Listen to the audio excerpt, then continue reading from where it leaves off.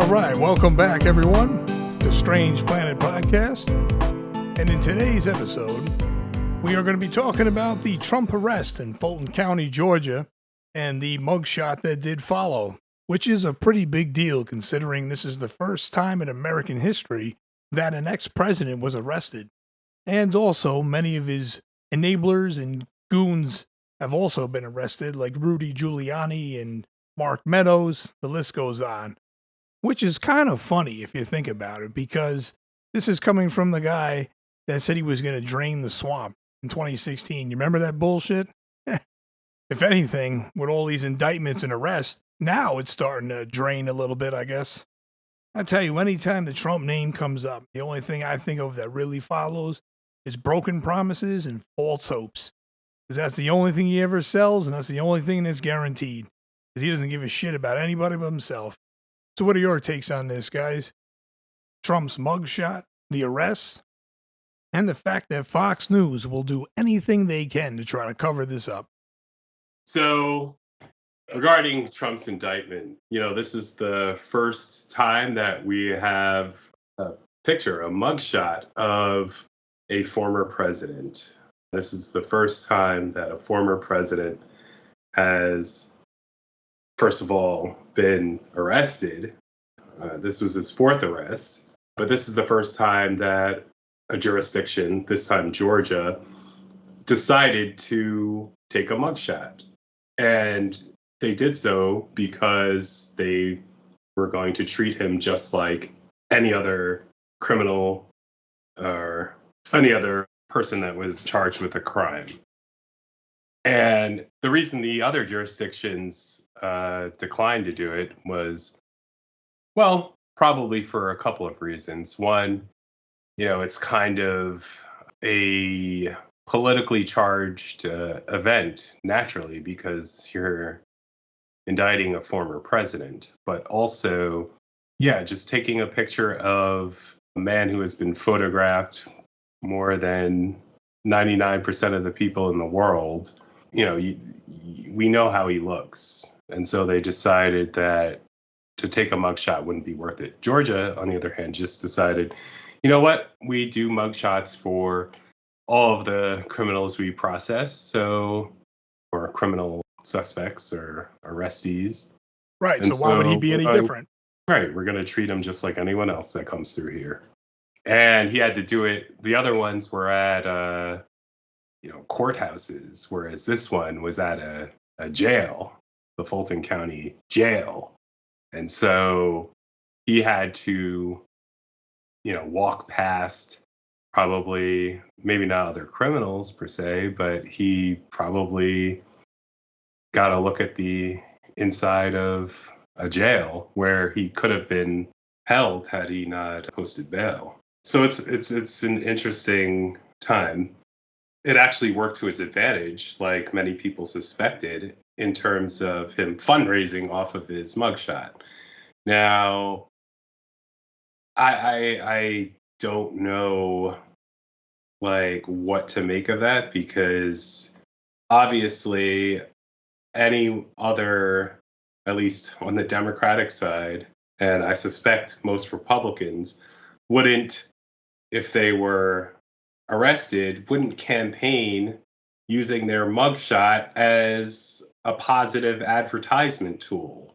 Right. But of course, shameless Trump wants to use that to his advantage. He looked very angry, angrier than I've ever seen him. He scowled at the camera. It just looks very historic. It really did. And the real sad part, when you take this the step further now, is I love how when you watch conservative news or Fox News, I'm sure I don't watch too much of it because it's complete poison and nothing but lies for the most part. But it seems like they're scrambling to do anything they possibly can to try to either bury the hatchet or to just try to cover this whole thing up so it doesn't look as serious as it actually is. And that brings a problem to the table because he obviously committed these crimes. So he should be. I mean, we can't say that necessarily. Well, because the trial didn't occur. That's actually he's, very true. In the eyes of the law, he's innocent until proven guilty, I guess. But there's a lot of evidence against him, and some of it he provided. Right. A lot of it is self-incriminating evidence. But he is afforded the presumption of innocence, at least in the court of law. In the court of public opinion, however, we saw what he did. Right, and that's why sometimes I slip and I actually say that, because technically you're right. Like, there was no trial, but the real deal is he's also provided a lot of the evidence himself. So with certain things, we kind of can say that. You know what I mean? Maybe not with everything, with all 91 indictments. No, like in the court of public opinion, we're private citizens. We're not the government. We can make whatever assessments of his guilt that we want, as long as it's not, we can't just make shit up maliciously. Right, and that's not something we do. We don't do conspiracy theories or any of that bull crap. Anything we say here is backed by facts and evidence, if anything. Yeah, unlike Trump, who makes random accusations against people that are baseless. Basically, we actually ground our assessments in fact. Right, exactly. And that's why when I was bringing up Fox News before, it just cracks me up, because they're saying things like, "Oh, the left is trying to demonize us. How dare they indict an ex-president or this, that, and a third." And I'm just over here like, well, maybe if he didn't, do these crimes, maybe this wouldn't have happened. Now, had the tables been reversed, I wouldn't be on that person's side either, regardless of who it was. If they're, obviously blatantly breaking the law and not supporting the Constitution like a president is supposed to be doing. Right. What I mean? Why did Trump convene a slate of fake electors? Why did he do that? Other candidates for president did not try to convene fake electors at all, ever. Right. That just didn't happen because decency, or it just wouldn't work. It's a stupid fucking idea. But he was desperate to hang on to the presidency. That's what it was. It was desperation. And so he wanted to win, by any means necessary, even though he already lost. Basically. And now the whole reason why he's probably really running this time is to likely stay out of prison. God forbid he were to win. But, you know what I mean? It's also his ego. I mean, he probably would have run anyway. Yeah, that's true, too, regardless. Yeah, there's an extra incentive for him to win. Right. There's even more now.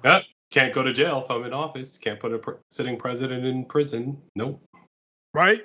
But, I don't blame the left for doing what they're doing because of the obviousness of the whole situation. So you can't condemn the left for upholding the law. You know what I mean? I don't get it. Right. So it's how do you, what do Republicans expect? You have someone who allegedly broke a law or a series of laws. He doesn't get away with it because he was president. That's election interference laws, especially those, are in place to protect our elections, and there are consequences to violating them. Otherwise, what's to stop a president from saying, you know what, I don't want to leave, and I'm going to just ignore the election results and stay in office indefinitely? Right. What's to stop that? We do have laws in place to prevent that, and we need to enforce them. Otherwise, it's just an open invitation for a president to just ignore them and try to hold on to power, even though he lost. Right. Turn us into Russia overnight, pretty much. I mean, yeah, you expect this shit in Russia or a third world country, but not America. Right, exactly.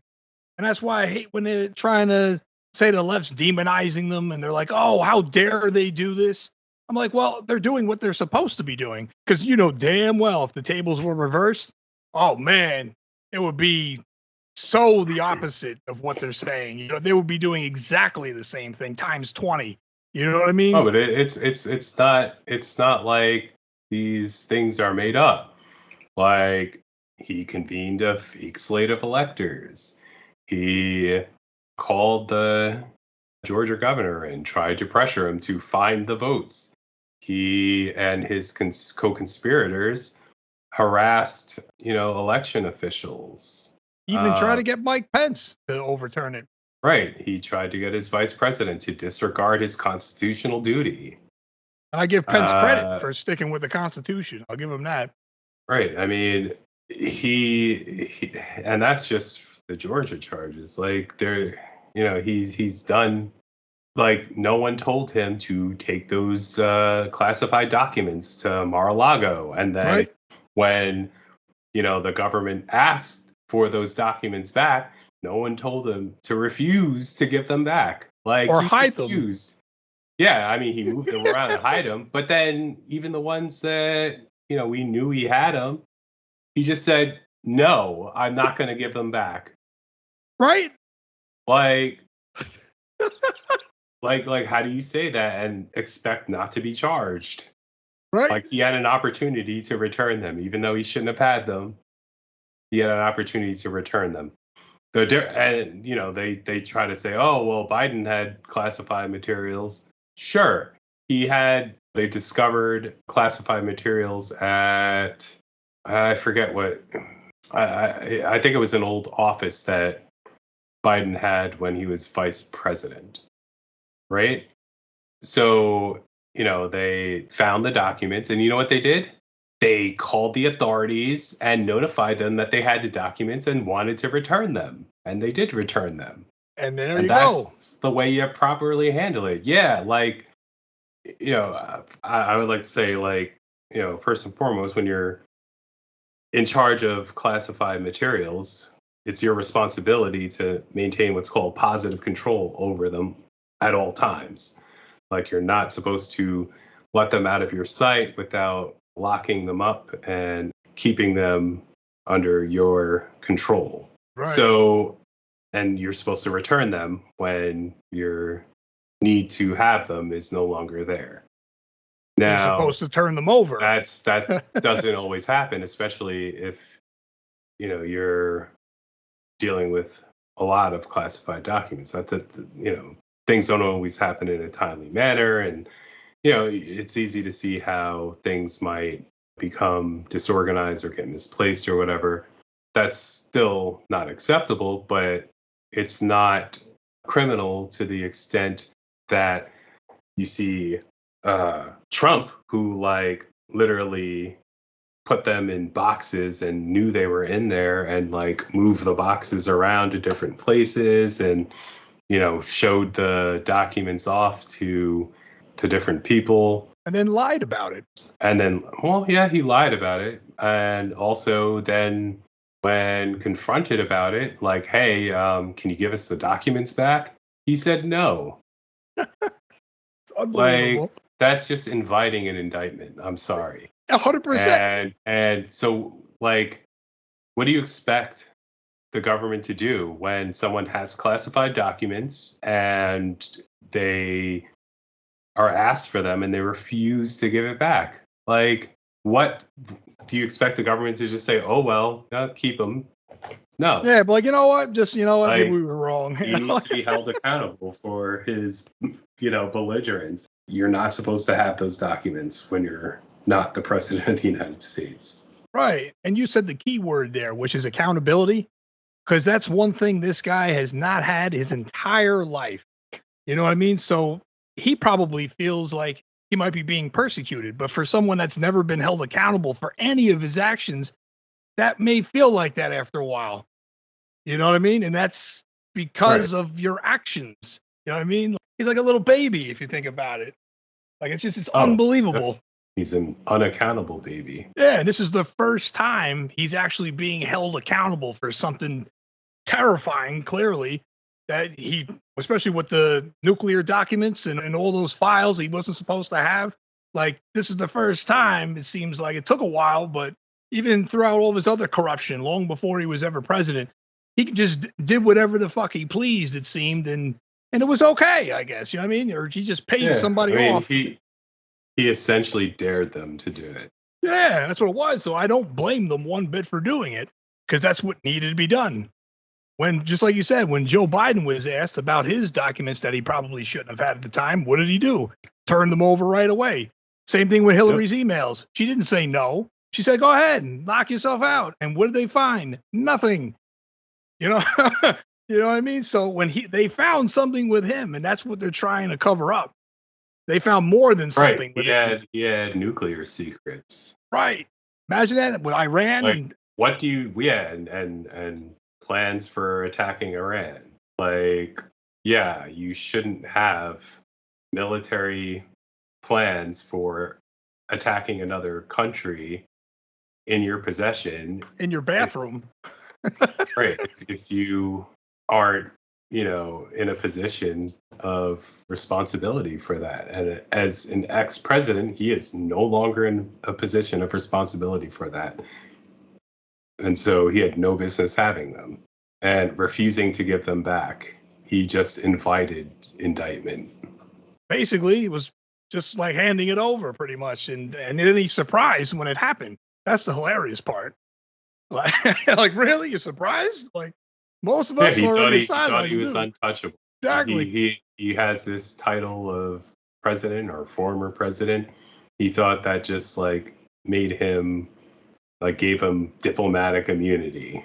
Basically. Like, he could do whatever he wants And when you and take a nobody look, would touch him. And you know what? And it's because of those Senate Republicans that refused to hold him accountable. He thought right. that, oh well, my Supreme Court and the Senate House and House Republicans and the Senate Republicans, they haven't held me accountable. They defended me. They defended my actions. They, turned the other way. So they weren't holding me accountable. Why would he think he would be held accountable now? Right. So he was just playing the game of chance once again. He was like, you know what? Nothing's happened yet. So So I blame the Republicans for enabling his behavior. yeah, I hear you on that. Well, yeah, now that they've enabled him, now they're bending over backwards to try to keep him from getting indicted.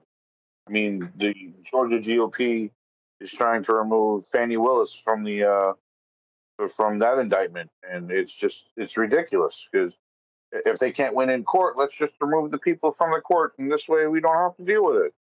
They're using every trick in the book. And one of the problems with the whole public review of Trump and everything, the reason why, you can look at this situation and say to yourself, no, he's still a good guy, is because people believe Trump was in office to break the political cycle down because there is a lot of just not so much distrust, but like people are tired of politics, the left and the right. It's like no one's getting anything done and the whole system needs to be broken down. And when Trump came in, it was a perfect opportunity to him ride on that and be like, yeah, I'm going to be the guy to do it. Except he's looking to break it down for himself to make him a monarch instead of a diplomatic elected official. So the key to these indictments is information. Is if we can get the right information out to these people who believe Trump is, a god at this point, it's just they have to understand or try to understand like this is not the way things should be. Things should be done the correct way. And again, it comes down to people's trust in the government, people's belief that the government will do things for them. And because it's been a consistent no-show for both sides, I mean, the left can only do the best they can when they got the right, pretty much, Blocking bottlenecking. everything. Yeah, bottlenecking progress in any shape or form. And then when the right's in charge and the left has any kind of power, they have to try to bargain back and forth to make sure things get done. And recently, within the last 20 to 30 years, the right's just been ridiculous about what they want, and it seems only to be getting worse now that Trump's pulling whatever this is. It's just it's insane how they're literally tripping over themselves to try to fix his fuck up. Yeah. He did. And it's just I don't know what to believe in when they're projecting everything onto the left, saying that the left is demonizing, weaponizing the DA and everybody in the Justice Department. And for that, wasn't he doing the same thing when he was president, trying to get people arrested and this and that? who squealed on me, who was the whistleblower for this. Yeah, I Basically. mean, Comey testified to that effect. James Comey. Right. It's come down to we have to get Americans back on the side of American politics. To do that, we have to elect, people. I hate to say this, but people who can charm Americans back. Because for most Americans, we don't care about what the right or left views. It's more about, what can you do that changes my everyday effect? How can we get rent down? How can we get gas prices down? How can we get food prices down? It's like it seems like all it's been is just keeps going up and never comes down. Yet wages never seem to do any different than what they're doing now. If we can get that worked out, I think other things will start falling in line. But again, it's getting those people to do those things. Most of the time, they'll talk about education or they'll talk about other things, but that was the old ways. Nowadays, everything's about transgender and woke politics and who's trying to do this. It's like there's no positive information anymore. It's all about trying to undo what the last people did or the people over there are doing, and Right. that's not interesting in politics, and that's not interesting to most Americans. It's like I don't care about that stuff. It's just blah blah blah for me. Yeah, it's irrelevant. Prices go down too. Yeah, I mean, I talked to one of my guys at work, and he's kind of the same way. He hates politics. I hate politics. I'm leaning left just because the last president we had that was Republican was fucking Trump, and he was a corporate friggin' criminal trying to be president, turning the American government system to try to bend himself. I mean, when he was in office, he was talking about a third term before he was even done with his first. Right. You gotta be kidding me. For real. Anyway. Yeah, you're right. Yeah, but getting back on topic, it's just like, how do we convince these everyday people to come back into the political system? Like, vote for these people because they will lower gas prices. They will, lower rents and, try to make, it's hard because, if everything keeps going up, rent keeps going up, food prices keep going up, it's just never going to stop. Well, one thing to keep in mind when it comes to that exact question right there is you never listen to what any of these politicians say. You got to watch what they do.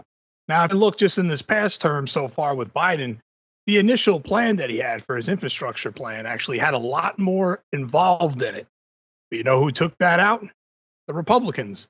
There was things like better for the environment that was in there. There was things for college debt that was in there. And there was a few other things. It's slipping my mind right now. But it wouldn't pass with Republicans if Republicans had anything to do with it like that. So what did they have to do? Abide to them. So they ended up taking a few of these things out. Luckily, the infrastructure bill still passed, but it probably isn't as good as it could have been had it been passed in its original format. You know what I mean? Right. So, and along with that, we have a prime example of that in the Affordable Health Care Act or Affordable Care Act. Or Obamacare, as it came to be known. With Obamacare, originally in the bill, there was supposed to be a public option, which is basically a government-run healthcare or health insurance that would, we have those things in states, but it would be at the federal level, and so that and the public option could take one of several forms. It could be, completely government, or it could be a co-op, which is, consumers running it. It could have been a variety of things, but a public option would have kept insurance companies honest with regards to pricing. You can't, just charge whatever you want for premiums if you have a public option that just charges what it should charge without trying to seek exorbitant profits. And so that was taken out of the bill by one vote. And that was actually because Ted Kennedy died. And if you remember, in Massachusetts, they put in a Republican who took his spot. I don't think he's in office anymore.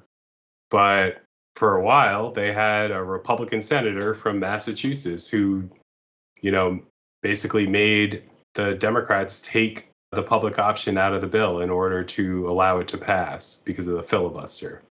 So Jesus. we were that close to not only having Obamacare, which has many other great provisions, but also having a public option, which would have gone a long way toward reducing costs of healthcare.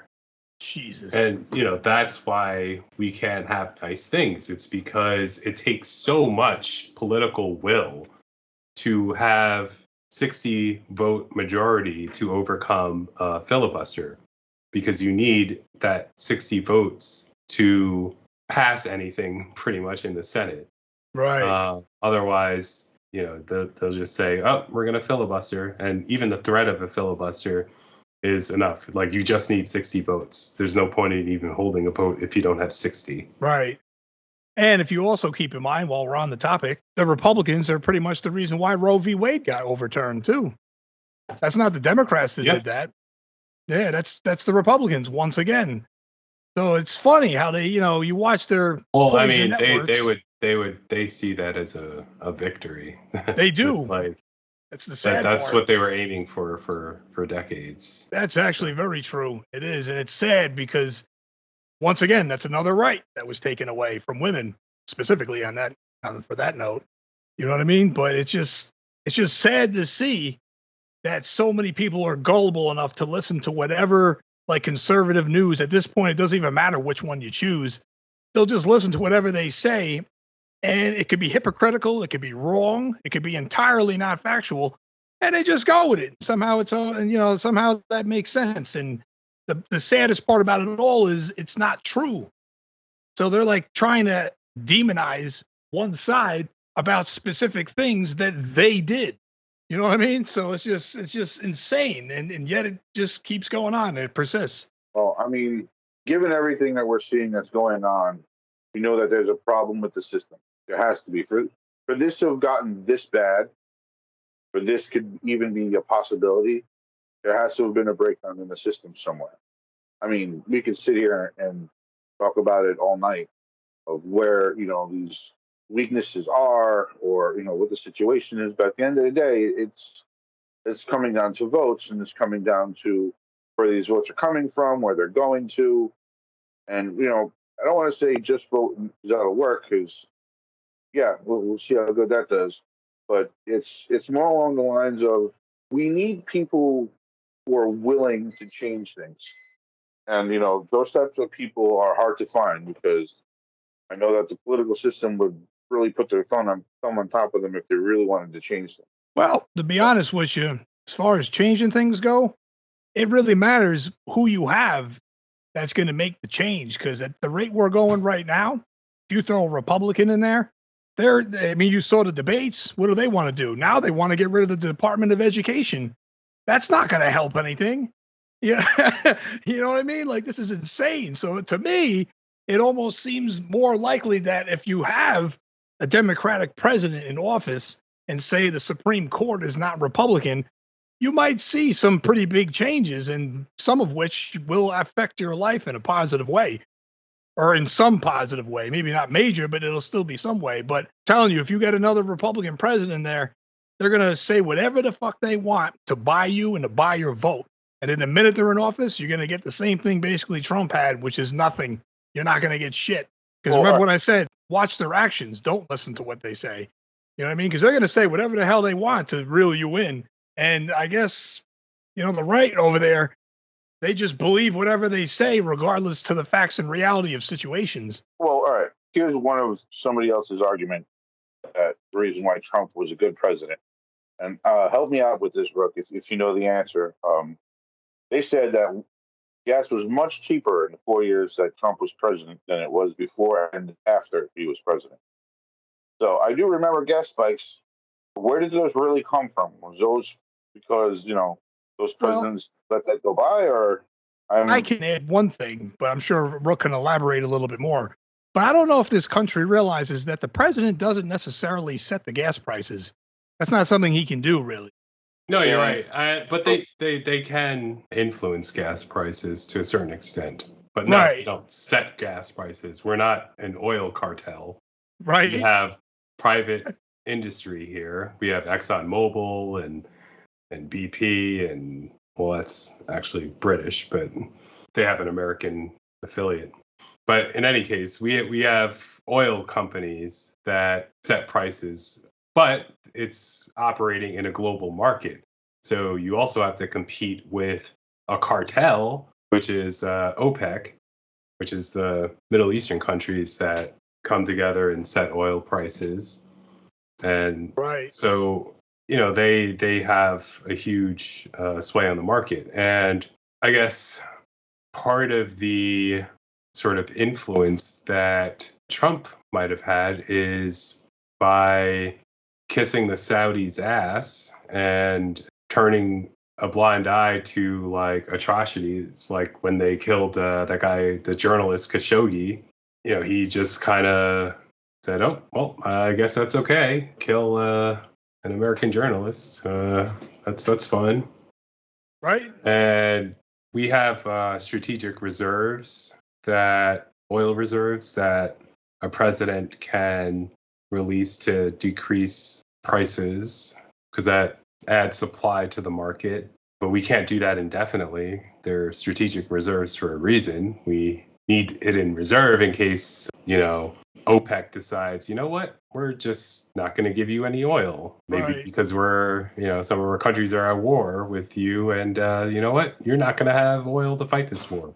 Or maybe, you are at war with another country or Russia or whatever. Or maybe they just want to weaken us globally. We don't want to be beholden to OPEC for oil, which is why we have a strategic supply of oil that we can, fuel our military for an extended period of time. But, the president has the discretion to dip into that to decrease pressure on pricing. But, that can only be done for so long. And, we need to replenish those reserves at some point.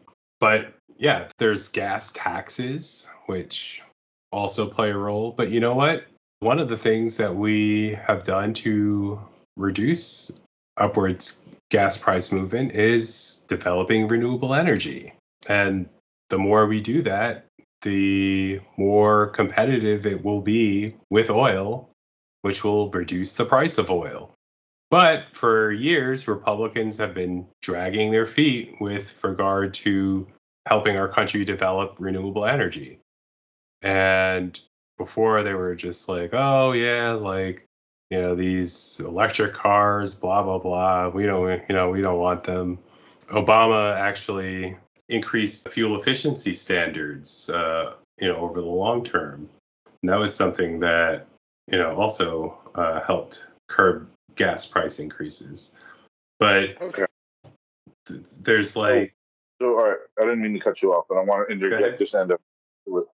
During the debates, there was talk about going to electrical cars, which would be great because if we had that, then we wouldn't have to rely on foreign oil. However, the materials to make the batteries for the cars come from China. That was their point on that. Now, whether we, fund the Saudis with oil or whether we fund Chinese with the batteries, what would you say is a better course of action? Well, a good course of action is to make them right here in America. We're a smart country. We have scientists here and engineers. We can make the batteries here if we really want to. It's not about batteries. It's about the raw materials needed to make the batteries. I believe they have. I see. Right. So, yeah, I mean, raw materials can only come from, so many places. So, yeah, I guess that you'll have to bite the bullet and acquire those raw materials. Obviously, China would be not the best place to get it from. But you know what? If it reduces our dependence on oil, it might be worth it. It might be worth considering. There's too much advantage to not being dependent purely on oil to give just say, oh, well, we can't pursue renewable energy with vigor because we're going to strengthen China economically. You know what strengthens China economically? us, suffering because of gas prices and us Right. suffering because we can't, produce enough of our own energy to be independent. So I think both, militarily and economically, and just for the overall good of our country, I think it's just smart to have our own renewable energy sources that we can tap into and that we can make competitive with the oil industry. And that's not to say the oil industry they actually are participating in developing renewable energy. And we should be encouraging to do that more. Like ExxonMobil and BP, they have their own renewable energy divisions that are seeking to capitalize off of this. We have car manufacturers who, will make electric cars, but we have to build the infrastructure in terms of recharging stations to support that. And so, when the US built the highway system, we invested, a lot of money in terms of building the highway system to just connect our country and connect industries so that commerce could flow quickly between major cities and so throughout the country. So when we want to, we can invest in things like renewable energy to our benefit, to our overall benefit. And we need to do that again with renewable energy. It's a Crazy. step in the right direction. It is. Do you ever think we'd reach the technology that they did in Back to the Future 2, where you basically threw garbage in your back of your car and some fusion reactor burned that into energy? That's a little animated, I think, but especially the way they did it like that. But maybe a Yeah. form of it one day could be possible. But I don't think if it ever did exist, it would be like that. You know what I mean? You Yeah, know I'm what not else is sure. I'm interesting? not sure what kind of. Yeah, but you know what? I just thought of this actually. You know what else is interesting? They were saying, oh, well, we're going to be dependent on China when it comes to the batteries and the supplies and stuff. Now, if I'm not mistaken, didn't Trump use Chinese steel to basically build all these towers? I'm pretty sure. I remember during the debates during 2016, Hillary said something like that. So it's kind of like hypocritical for him to, try to say, oh, well, we're going to be relying on China. You already are with all the Right, but towers. Yeah, like. yeah, I'm not too sure about the details of that. But that's not to say we should necessarily double down on, giving China an economic advantage. It is something to consider in terms of whether we're strengthening China's position economically. But like I said, it also weakens our position economically when we can't develop renewable energy. We need it like Right. yesterday. Pretty much. Would you say that if we had like a 50-50 split of electric cars versus gas cars, we'd be in a really good position? Because at that point, we're not We'd be in an amazing position. Yeah. It'll be hard to get there because we need to invest in the national infrastructure to have rechargeable stations across this country. Right. And, it's like a chicken or the egg problem. Gas stations are not necessarily going to build them if there aren't the electric cars to, a lot of electric cars to utilize them. That will stop there and use them. Right. And you got to build the one inside your home too. And you're not going to mass produce electric cars if you can't sell them because people can't charge them everywhere. So it's one good caveat being in that industry kind of is that dealerships that offer electric versions of vehicles usually will have charge stations there, and not just for their use. They usually have charge stations for customers. So there is that kind of a change so far. I mean, it's not as big and as expensive as it should be, where like there's as many gas stations on every friggin' corner. But I mean, there is so far a supply where it's feasible to own one. I mean, it's a little bit of a pain in the ass, but it's still feasible to do so. Because we have like maybe 3 or 4 spots in front where any customer with a rechargeable car, whether it's something Ford offers or Chrysler or Tesla, pull your shit in, look it up, pay the money you need to pay, and then, be on your merry way. So, I mean, Right. we're getting there. We're not getting there as quick as we should be getting. Right. Like I said, like it's a chicken or the egg problem where, they don't want to produce the cars if the customer base isn't going to be there to buy them, and they have the convenience of being able to charge them wherever they go. Right. And we're not going to build gas stations, aren't going to build rechargeable stations if there aren't really that many cars out there. So that's sort of like a red flag to say, like, hey, this is a problem that government is uniquely situated to solve, because government can take the hit in terms of, we're not necessarily doing this for profit. We're doing this for the good of the country, right, for the overall welfare of the country.